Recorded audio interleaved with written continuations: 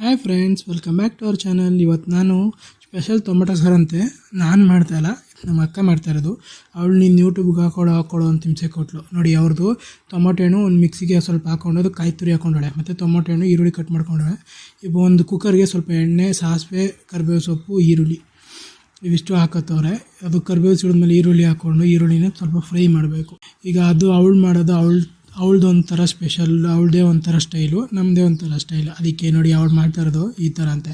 ಆಮೇಲೆ ಈಗ ಒಂದು ಟೊಮೊಟೊ ಹಣ್ಣು ಮಿಕ್ಸಿಗೆ ಇಲ್ಲಿ ಎರಡು ಟೊಮೊಟೊ ಹಣ್ಣು ಇಲ್ಲಿ ಹಾಕೊಂಡಿದ್ರೆ, ಟೊಮೊಟೊ ಹಣ್ಣು ಹಾಕೊಂಡು ಸಾಲ್ಟ್ ಹಾಕ್ಕೊಂಡು ಅದನ್ನು ಚೆನ್ನಾಗಿ ಫ್ರೈ ಮಾಡಬೇಕು. ಟೊಮೊಟೊ ಹಣ್ಣೆಲ್ಲ ಸಾಫ್ಟ್ ಆಗಬೇಕು. ಈರುಳ್ಳಿ ಎಲ್ಲ ಫ್ರೈ ಆದಮೇಲೆ ಟೊಮೊಟೊ ಹಣ್ಣು ಹಾಕೊಳ್ಳಿ. ಟೊಮೊಟೊ ಹಣ್ಣು ಹಾಕೊಂಡು ಫ್ರೈ ಮಾಡಿ. ನಾನು ವೀಡಿಯೋ ಫಾಸ್ಟ್ ಮಾಡಿದ್ದೀನಿ ಅಷ್ಟೇ.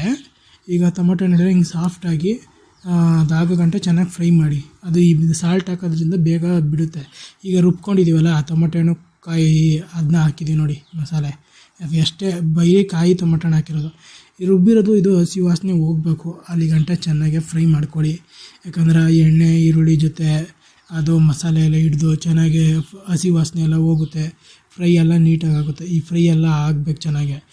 ಫ್ರೈ ಆದಷ್ಟು ಚೆನ್ನಾಗಿರುತ್ತೆ. ಅದಾದಮೇಲೆ ಸ್ವಲ್ಪ ನೀರು ಹಾಕ್ಕೊಳ್ಳಿ. ನಿಮ್ಗೆ ಎಷ್ಟು ಬೇಕೋ ಅಷ್ಟು ಸಾರು ಕ್ವಾಂಟಿಟಿ ಮೇಲೆ.